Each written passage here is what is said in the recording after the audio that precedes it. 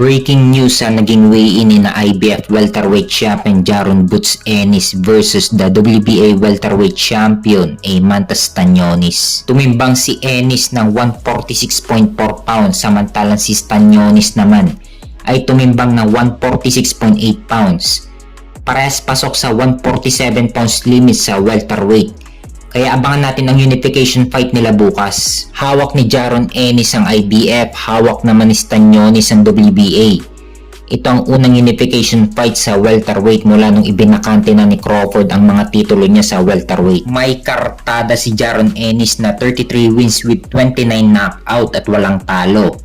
Samantalang si Eimantas Stanionis naman ay may kartada na 15 wins with 9 knockout at walang talo.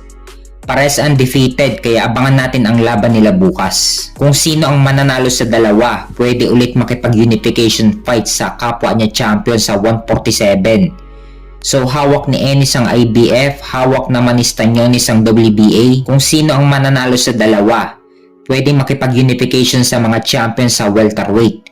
Hawak ni Mario Barrios ang WBC at hawak naman ni Brian Norman Jr. ang WBO. So bago yan, abangan muna natin ang laban nila Jaron Ennis versus Eimantas Stanionis bukas. Papalabas ang laban nila sa The Zone.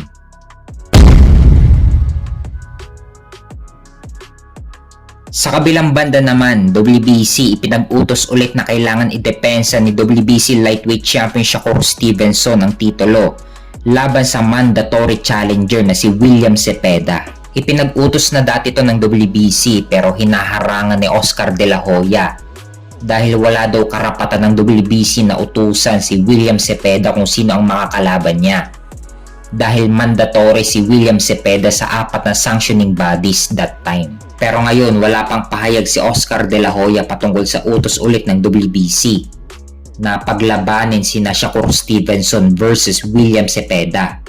Kaya abangan natin ang next update patungkol sa dalawa.